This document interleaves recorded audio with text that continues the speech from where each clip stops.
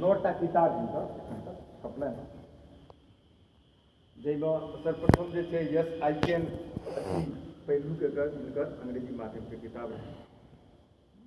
Yes I am Bihari the living of legend of Mithila, एहिपर एखने चर्चा केलथि हँ। The making of Narendra Modi and unmaking of Jawaharlal Nehru, एहिपर सेहो 2019 में। तो तमाम तरह के राष्ट्र से जुड़ल बहुत सारा राष्ट्रीय स्तर के पुस्तक सब लिखलथि हँ। आ एखन जे छै से राष्ट्रवाद पर युवा के केना जोड़ल जाय, लेकिन युवे के देश में जे छै से किछु नया क्रांति कऽ सकै। राष्ट्रवाद जखन सनातन धर्म के स्थिति छै, वस्तु स्थिति चलि रहल छै पूरा राष्ट्र में, ताहि पर ई चिंतित छै। सबसे पहिने एखन जे परिदृश्य चलि रहल छै ताहि पर राष्ट्रवाद के युवा से जोड़े के लेल ई एहिठाम अपन एकटा अभियान, शैक्षणिक अभियान चलेने छथि। तहि संदर्भ में हम सब गोटे बैसल छी। हम आग्रह करबनि आदरणीय विवेकानंद भाईजी से जे अपन थॉट छनि, सोच बैसिए के कहा नहीं सीमा खराब हो नेचर बेस करने बहुत अपने पूर्णमदः पूर्णमिदते पूर्णस्य पूर्णमादाय पूर्णमेवावशिष्यते। ईसो उपनिषद के जे अपने सबके चूँकि वीडियो बहुत दूर तक जा सके तो हिंदी में हम कहै छी अपने सब परमिशन लैके ये ईसो उपनिषद को तरह के परहेज नहीं, कोनो ऑब्जेक्शन नहीं यदि हिंदी में कहल जाए। मैं सर्वप्रथम इस सृष्टि के जो सृष्टिकर्ता हैं, जो कि सामेश्वर स्थान जो हमारा पारसनाथ जो है हमारे जन्म स्थान है, और मेरे लिए ये सबसे बड़ा प्रिविलेज है। I consider it to be a divine privilege, bestowal of divine privilege, because I happen to be in the sanctum sanctorum of the very area which happens to be my birthplace, and I prostrate at the lotus feet of absolute Brahma. इस उपनिषद में ऐसा कहा गया है कि ये संसार उस सृष्टिकर्ता से निकलता है जो अपने आप में इतना पूर्ण है। जिस तरह सागर से एक बूंद ले लिया जाए तो सागर पर कोई फर्क नहीं पड़ता, उसी तरह से सृष्टिकर्ता से जो ये सृष्टि निकलता है वो अपने आप में इतना कॉम्प्रिहेंसिव, इतना होलिस्टिक है कि वो अपने आप में पूर्ण है। तो उस ईश्वर की पूर्णता का हम क्या कल्पना भी नहीं कर सकते हैं। उस परमपिता परमेश्वर के जिनके कि मैं प्रांगण में, सृष्टिकर्ता के प्रांगण में आज मैं बहुत ही मेरे लिए सौभाग्य है कि आप सब सज्जन वृंद आज यहाँ इकट्ठा हुए हैं। और मैं जो आजकल काफ़ी चिंतित रहता हूँ, जो कि माननीय मुखिया जी से हम शेयर किए थे, आज उसी विषय पर ये राष्ट्रीयता, ये जो राष्ट्र कहाँ जा रहा है, क्या ये राष्ट्र है, कहाँ से हम चले और कहाँ जा रहे हैं, इस पर आज सबको एक गहरी चिंतन का विषय है। उसी पर आज मुझे सौभाग्य मिला है कि श्री चरणों के सामने मैं आप सबके बीच में अपने दो शब्द रख सकता हूँ। ये मेरे लिए एक डिवाइन प्रिविलेज है। I consider it nothing short of a divine privilege to be speaking or to be interacting with such esteemed class of people that comprise, the people from varied sections of society. आज हमारे लिए बहुत ही जो है सौभाग्य का विषय है कि माननीय श्री नागेंद्र मास्टर जी, जो कि हमारे गांव के बहुत ही जाने माने सज्जन वृंद हैं, हमेशा इनका आशीर्वाद हमारे सिर पर रहता है। श्री देवतानंद जी जो हमारे चाचा जी हैं, आज वो भी उपस्थित हैं। आप सभी माननीय मुखिया जी, जो कि बहुत कम समय में मैं इनसे मिला, अपना चिंता इनको जाहिर किया, and he was so generous enough to immediately concede to my benign prayer, and he has, consequently we can see the manifestation of all this particular program at such a short notice that it is of course a great privilege for me. मेरे लिए really ये बहुत बड़ा सौभाग्य की बात है कि मुखिया जी से मैं मिला, इतना कम समय में 4 घंटा में ये प्रोग्राम हो रहा है। ये दर्शाता है कि सिर्फ मैं ही देश के प्रति चिंतित नहीं हूँ, मगर हम सब इस बात को लेकर चिंतित हैं, जिसके बारे में हम अभी आप सबसे शेयर करेंगे कि ये हिंदुस्तान, हिंदुओं का धरती आखिर कहाँ से है और कहाँ तक ये रहेगा, इस बात पर गहराई से हम सबको सोचना है। सज्जन वृंद, मैं अपने भाषण में सर्वप्रथम माननीय अटल बिहारी वाजपेयी जी का हुए था, 1 साल मेरे बर्थ एनिवर्सरी था, उस पर माननीय अटल बिहारी वाजपेयी जी का बहुत ही गहराई पूर्ण भाषण है, जो कि हर एक हिंदुस्तानियों को उस भाषण की गहराई को सोचना है। उस भाषण का जो एक एक शब्दावली है, एक एक शब्द जो उस भाषण में है, उसकी गहराई को समझना है। अटल जी ने जो कहा मैं आप सबके समक्ष रखूंगा। उसके बाद मैं स्वामी विवेकानंद का पार्लियामेंट ऑफ जो वर्ल्ड रिलीजन्स 1893 में हुआ था उस तक पहुंचूंगा। मगर अटल जी का जो भाषण है उस पर पहले हम लोगों को थोड़ा सा दृढ़ता, थोड़ा सा गहराई से उस भाषण को समझना होगा कि आखिर उन्होंने क्या कहा था।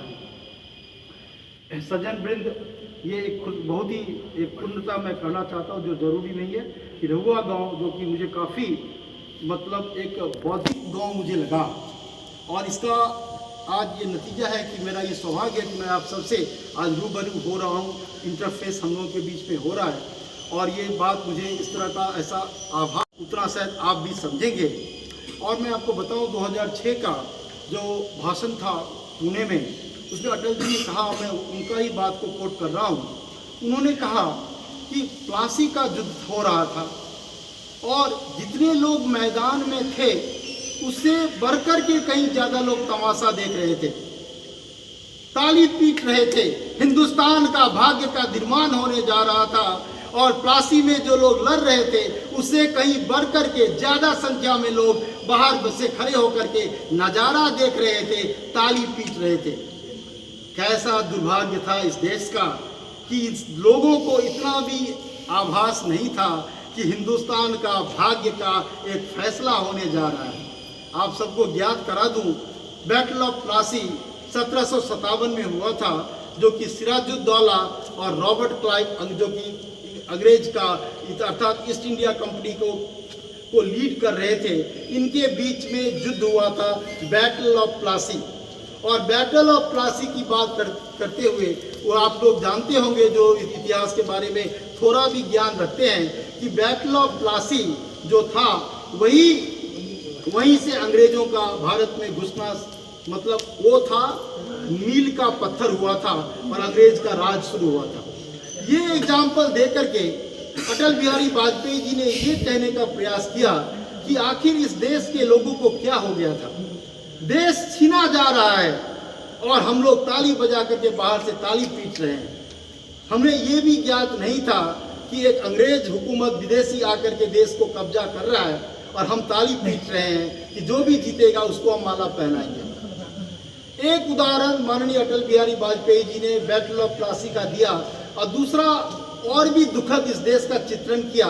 उन्होंने कहा, मैं सोमनाथ गया और मैं जब सोमनाथ मंदिर में देखा तो मैं सोचने लगा कि हजारों साल पहले महमूद गजनी कहाँ से आया, और सभी पुजारी लोग देखते रह गए और मंदिर का सारा कुछ मूर्ति को लेकर सब कुछ लेकर चला गया और पुजारी तमाशा देखते रह गए।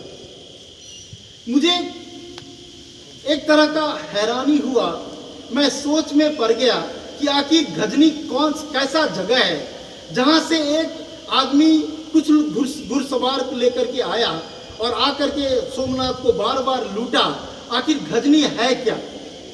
और जब मैं भारत का पहली बार मैं भारत का फॉरेन मिनिस्टर हुआ तो मैं अफगानिस्तान गया, और अफगानिस्तान के जो एक्सटर्नल अफेयर मिनिस्टर थे, मैंने उनसे कहा कि your excellency, I just want to see Ghazni, I want to visit Ghazni.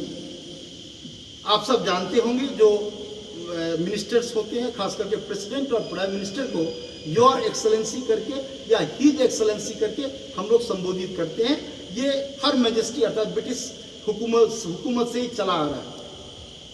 जिसको प्रथम बार जब प्रणब मुखर्जी राष्ट्रपति बने थे, उन्होंने कहा था कि योर एक्सेलेंसी शब्द मेरे लिए मत यूज करो, मिस्टर करके यूज करो, तो उनको मिस्टर प्रणब मुखर्जी करके संबोधित किया जाता था। तो जब अटल जी अफगानिस्तान पहुंचे तब उन्होंने, जो फॉरेन मिनिस्टर था अफगानिस्तान का, उनको कहा कि भाई मुझे गजनी जाना है, मुझे गजनी देखना है। तो अटल जी ने, वो जो मिनिस्टर था वो चौंक गया। उन्होंने कहा अटल जी को कि your excellency, I don't know why you are insisting upon to go to Ghazni, it is a very small non descript place, it doesn't have even a good 5-star hotel where you will stay. उन्होंने कहा your excellency, पता नहीं आप गजनी जाने की बात क्यों कर रहे हैं, क्योंकि गजनी तो एक छोटा मोटा जगह है जहाँ कोई होटल भी नहीं है, हम आपको कहाँ ठहराएंगे। मगर अटल जी ने कहा कि नहीं, मुझे गजनी जाना है। और तब अटल जी कहते हैं कि मैं गजनी गया, और जब मैंने गजनी को देखा तो मेरा जो है मेरी आश्चर्य की कोई सीमा नहीं रही, क्योंकि एक छोटा उनका शब्दों में मैं कह रहा हूं, एक धूल धक्कर सा उड़ता हुआ एक जगह जहां कहीं कुछ नहीं था, और मैं सोचने लगा कि इस जगह से हजारों साल पहले कुछ घुड़सवार जाकर के हमारे देश को बार बार, हमारे देश का अस्मिता को लूटा। आखिर हम कहाँ थे? और अटल जी कहते हैं कि यदि मैं होता तो मैं अपना जान दे देता, मगर उनको गजनी को, हमारे मूर्ति को उसको ले जाने नहीं देते। तो मैं सज्जन बिंद आप सबको ये दो जो एग्जाम्पल मैंने उस भाषण से आप सबके बीच समक्ष रखा, ये वाकई में सोचने का विषय है कि एक देश का एक्सटर्नल अफेयर मिनिस्टर जो कि प्रधानमंत्री भी बने, जिसको देश प्रेम इतना था, उन्होंने एक अंदाजा लगाया कि हमारा देश का दुर्दशा ऐसे क्यों हुआ। इस देश के महान चिंतक ऋषि अरविंदो, स्वामी विवेकानंद, वीर सावरकर जैसे महापुरुषों ने इस देश के दुर्दशा के बारे में सोचा। जब मैंने ये पुस्तक लिखा, जैसे मैंने आपको बताया, the making of Narendra Modi and making of Jawaharlal, ये देश का पहला पुस्तक लिखा गया धारा 370 हटने के बाद। तब इस पुस्तक को लिखने से पहले मैंने वीर सावरकर जी का पुस्तक पढ़ा, the first war of India independence. Veer Savarkar ji का बहुत ही विलक्षण पुस्तक है, the first war of India independence. उस पुस्तक में वीर सावरकर जी को यदि आप पढ़ेंगे तो आप मंत्र मुग्ध हो जाएंगे। तो उन्होंने कैसा मैंने देश प्रेम से उबला हुआ वो इंसान, देश प्रेम पर उन्होंने क्या लिखा है उस पुस्तक में। इन चिंतकों ने विचार किया कि हम जब विश्व ब्रह्मांड का निर्माण हुआ तो हमारा सनातन सभ्यता इस विश्व ब्रह्मांड में सबसे प्रथम आने वाला सभ्यता है। कहां हम थे और क्या हो गए? 1000 साल का गुलामी, वो भी ऐसी सभ्यता को जिस सभ्यता ने विश्व को ईश्वर का पाठ पढ़ाया। जैसे मैंने आपको कहा सज्जन वृंद कि मैं 1893 ईस्वी में जब स्वामी विवेकानंद ने वर्ल्ड पार्लियामेंट ऑफ रिलीजन्स में अपना भाषण दिया था, तब उन्होंने यही बातें कही थी। उन्होंने जब sisters and brothers of America कहा, ये तो सभी लोग जानते हैं, मगर उससे पहले का एक घटना बहुत ही महत्वपूर्ण है। जब अमेरिका पहुंचे स्वामी विवेकानंद जी, तो उनको पता चला कि अभी काफी सारा महीना है वर्ल्ड पार्लियामेंट ऑफ रिलीजन्स होने के लिए, और उनके पास जेब में बहुत कम पैसा रह गया था, क्योंकि 5000 रुपया लेकर के उस समय राजा खेत्री उनको दिया था और वो गए थे अमेरिका। तो उनको किसी ने कहा कि शिकागो बहुत महंगा जगह है, आप बोस्टन चले जाइए। तो विवेकानंद बोस्टन चले गए, और एक दिन ऐसा आया कि पार्क में बैठे हुए थे, कहीं जगह नहीं था, तो वहाँ से उनको भगा दिया, एक भी पैसा नहीं जेब में। हर एक दरवाजा खटखटाया, जो कि वहाँ के एलिट क्लास अर्थात पढ़े लिखे पैसे वाले लोगों का घर का दरवाजा खटखटाया, और सभी ने दरवाजा बंद कर दिया। लास्ट में यही प्रभु की कृपा है उनके ऊपर उस समय वर्षा। निराश हताश होकर वो बैठ गए, और तब उन्होंने ईश्वर को कहा कि ओ Almighty, I came all the way from Oriental world to this land of strangers, this Occidental land of strangers. I resign myself at your lotus feet, and it is up to you to dispense justice. Wherever you take me, I'll go, my Lord, because I have come here as per your will, as per your sanction, as per your discretion. मैं यहाँ भारत से चल के आया, इस विचित्र नगरी में मेरा कोई नहीं है, मैं अपने आप को आपके हवाले करता हूँ। तभी चमत्कार हुआ, एक लेडी आई, एलिगेंट लेडी, और वो बोली, monk, you seem to have come to participate in the World Parliament of Religions. Why don't you come to my house? उस एलिगेंट लेडी ने कहा कि हे स्वामी, ऐसा लग रहा है, प्रतीक हो रहा है कि आप वर्ल्ड पार्लियामेंट ऑफ रिलीजन्स में आए हो, आप क्यों नहीं मेरे घर आते हैं? स्वामी जी उनके घर गए। उनका हस्बैंड प्रोफेसर थे हार्वर्ड यूनिवर्सिटी का, और जब प्रोफेसर आए तो 4 घंटा संवाद हुआ जीरो पर। ये जीरो क्या चीज़ है, इस पर जब विवेकानंद का और प्रोफेसर राइट, उनका नाम था प्रोफेसर राइट का, तब जब विवेकानंद 4 घंटा के बाद स्वामी विवेकानंद जी ने उनसे कहा कि professor right, I don't have credentials to participate in the World Parliament of Religions.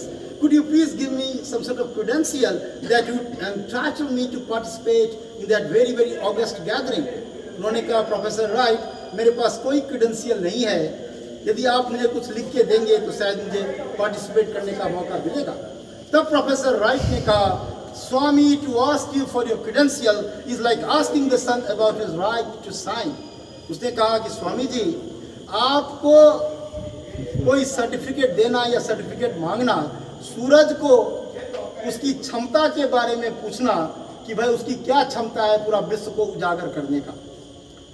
तब जब उन्होंने पार्लियामेंट ऑफ वर्ल्ड रिलीजन्स में कहा, जो आज का इस कार्यक्रम का बहुत ही अहम हिस्सा है, सज्जन वृंद, उन्होंने कहा कि हमारी क्या गरिमा है। उन्होंने पार्लियामेंट ऑफ वर्ल्ड रिलीजन्स में एलिट अमेरिकन को समझाया, बड़े बड़े विद्वान सब प्रोफेसर्स को कहा कि भाई हम तो उस देश से आते हैं जो हमेशा के लिए शांति का पाठ पढ़ाया। हमने तो विश्व को जब पर्शियन को, जोरास्ट्रियन पर्शियन को भगा दिया गया, पारसी को भगा दिया गया, तो हमने we Indians took them to their booze, to our booze up. हम तो उस सभ्यता से बिलोंग करते हैं जो जहाँ से, जैसे मेसोपोटामिया से जब इराक और पर्सिया से जब उनको भगा दिया गया मुस्लिम इन्वेजन में, तब हमने उनको गले से लगाया। वो हिंदुओं का परिचय है। उसमें उन्होंने कहा उस भाषण में कि जब when the western civilization was in its cradle, we Indians, our saints and seers were discovering God, were realizing God. जब वेस्टर्न सिविलाइजेशन, वेस्टर्न सभ्यता जंगल में भटक रहा था, तब हिंदुस्तान के जो ऋषि मुनि थे, वो लोग ईश्वर के पाठ पढ़ा रहे थे विश्व को। वहां से मैं आता हूं, वो धरा से मैं आता हूं। सज्जन वृंद, आज सबसे बड़ा चुनौती है, दुर्भाग्य देखिए हिंदुओं का। अब मैं आ रहा हूं वास्तविकता पर। आपको इतना देर में समझा रहा था ये हिंदुस्तान का क्या, कैसे हिंदुओं का देश रहा। जब बिंदुसार के बाद अशोक बने हिंदुस्तान का सम्राट, और जब कलिंग युद्ध हुआ उसके बाद अशोक ने अहिंसा का पाठ पढ़ाना शुरू किया, उनको बहुत बड़ा ज्ञान हुआ, और तभी से हिंदुओं का डाउनफॉल हो गया, शुरू हो गया। एक समय ऐसा आया कि भारत बौद्ध और जैन के अधिकार में आ गया। तब हिंदुस्तान में जन्म लिया वो महापुरुष आदि शंकराचार्य जिसे कहते हैं, और उन्होंने पुनः वेद को एस्टैब्लिश किया, सभी को हराया। आप सब जानते हैं यही मिथिला भूमि है मंडन मिश्र जी का, जहाँ पर महान आदि शंकराचार्य जी आए थे और वेद को सभी को हरा करके, मंडन मिश्र भी सुरेशाचार्य कहा जाता है, बल्कि उस पर भी विवाद है, मगर जो हम लोग पाठ पढ़ते हैं सुरेशाचार्य वो बने, और आदि शंकराचार्य जी 4 मठ बना करके हिंदू को, सनातन धर्म को उन्होंने मान्यता दिया, सनातन धर्म को पुनः एस्टैब्लिश किया हिंदुस्तान में। और इतना ही नहीं, देखिए सनातन का किस तरह से फिर फॉल होता गया। सबसे बड़ी बात है, जब शिवाजी, छत्रपति शिवाजी, आप लोग शायद रिसर्च नहीं किए हैं, छत्रपति शिवाजी इस देश के लिए सबसे बड़ा गौरव रहे हैं 200-300 साल में। यदि चित्र आप लोग नेट पर देखिएगा, यदि छत्रपति शिवाजी नहीं होते तो आज हमारे यहाँ मंदिर में हम लोग नहीं बैठे होते। हिंदुओं को बचाने वाला था छत्रपति शिवाजी। और सबसे बड़ा दुर्भाग्य में हम आ रहे हैं 1947 में, जब धर्म के नाम पर एक देश को दे दिया गया, एक पर्टिकुलर रिलीजन को, मुस्लिम को दे दिया गया, तब हिंदुस्तान को, हिंदुओं के लिए एक ऐसा अन्याय किया गया जिस अन्याय के चलते हिंदू आज विश्व में एक ऐसा धर्म के लोग हैं जिसका अपना देश नहीं है। यहाँ पर एक बहुत इंपॉर्टेंट बात मैं कहूँगा। मैं गांव में देखता हूँ, एक छोटा सा इतना जमीन में यदि इतना झमेला होता है, जो एक आदमी कुदाल लेकर के 2 आदमी तैयार हो जाता है एक दूसरे को मारने के लिए। और उसी में देखिए, उसी परिप्रेक्ष्य में हिंदुस्तान को नोबडीज लैंड, अर्थात सबके लिए और किसी के लिए भी नहीं, ऐसा घोषित कर दिया गया संविधान बना करके, और हम लोगों ने, हिंदुओं ने उसको भी स्वीकार कर लिया, क्योंकि हमने महात्मा गांधी को, जवाहरलाल नेहरू को सबसे बड़ा भगवान का अवतार मान लिया, और वही भगवान के अवतार ने हिंदुओं के साथ ऐसा गद्दारी किया है जिसका कोई अंत नहीं है। आज देखिए, आज हिंदुस्तान में हिंदुओं का ही पोजीशन देखिए। आप सब सोचने के लिए बहुत ही गंभीर, मैंने कई रातों से मुझे नींद नहीं आती है, जो मैंने आज मुखिया जी से शेयर किया कि आज देखिए हम लोग 7%, यदि आप लोग लज्जा पुस्तक पढ़े होंगे तस्लीमा नसरीन का, उस महिला को साधुवाद है, उस महिला, वो महिला इतनी साहसी महिला है कि उन्होंने सत्य का दामन थाम करके हिंदुओं के साथ कितना जुल्म होता है बांग्लादेश में, उसको उन्होंने सारा रिकॉर्ड किया, सारा लिखा है। और वहीं पर देखिए, आपको, आपके साथ, हमारे साथ, हिंदुओं के साथ महात्मा गांधी और जवाहरलाल नेहरू ने किस तरह से षड्यंत्र किया। आप देखिए, बाला साहेब अम्बेडकर जी का पुस्तक है थॉट्स फॉर पाकिस्तान, उसमें बाला साहेब अम्बेडकर जी हमारे लिए प्रभु के सामने कहते हुए मुझे गौरव है कि बाला साहेब अम्बेडकर जी ने हिंदुओं के लिए सोचा। थॉट्स फॉर पाकिस्तान में बाला साहेब अम्बेडकर जी कहते हैं कि एक एक मुस्लिम को पकड़कर पाकिस्तान भेज दो। जब धर्म के नाम पर देश का टुकड़ा कर दिया गया तो क्या कारण था, तुम लोग क्यों मुस्लिम को यहाँ पर रखे हुए हो? ये बाला मेरा नहीं, प्रभु के दरबार में आप पढ़िए, थॉट्स फॉर पाकिस्तान, बाला साहेब अम्बेडकर जी का ये स्टेटमेंट है। मगर 1947 के बाद हिंदुओं के साथ एक बहुत बड़ा ठगी हुआ, हिंदुओं को जो है देशहीन कर दिया गया। अब सोचने का विषय है, इजराइल, ज्यूस, जिसके साथ महान अन्याय किया गया, हिटलर ने किया, वो ज्यूस को बसा दिया अमेरिका ने और नेटो पावर ने इजराइल दे करके।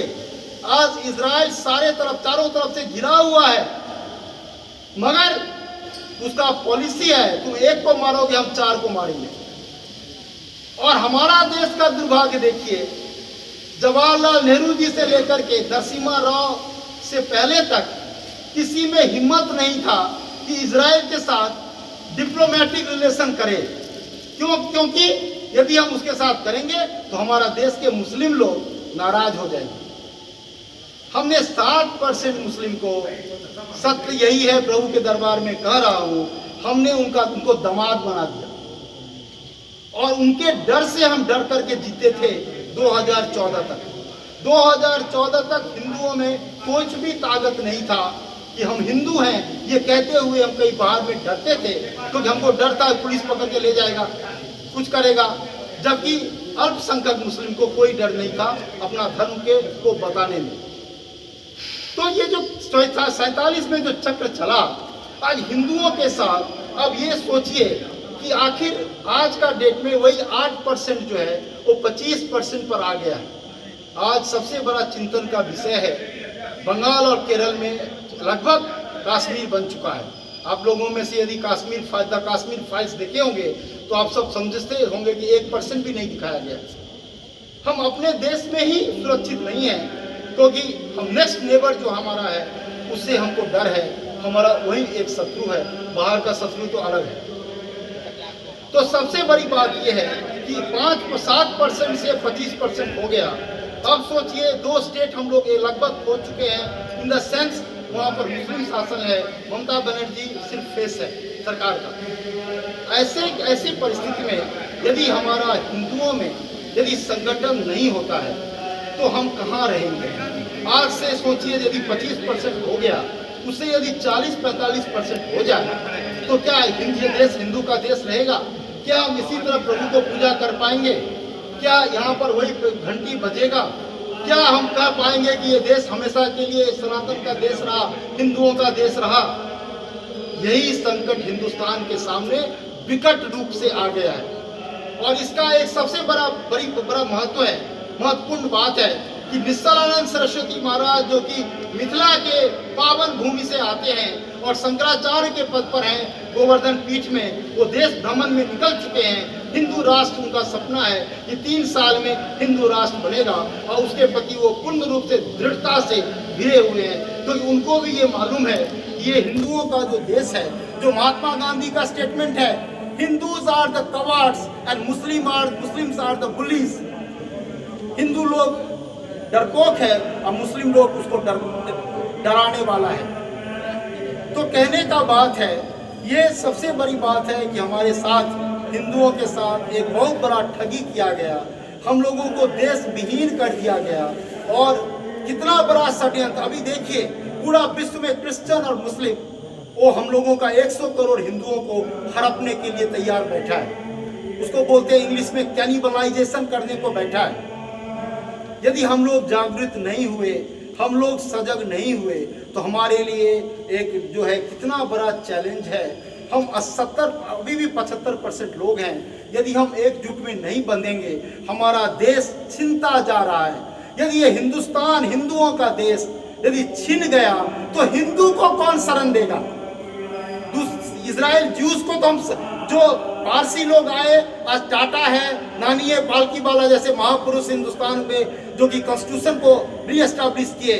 जब इंदिरा गांधी ने कॉन्स्टिट्यूशन को खत्म कर दिया Keshavananda Bharati versus state of Kerala में, तब नानी है पालकी वाला जी ने सुप्रीम कोर्ट में आज तक का सबसे महत्वपूर्ण, सबसे महान भाषण देकर के, स्पीच देकर के उन्होंने Keshavananda Bharati versus state of Kerala में उन्होंने जो है वो कॉन्स्टिट्यूशन को एस्टैब्लिश किया, पुनः उसको रेस्टोर किया कि basic structure of the constitution are not amenable to change.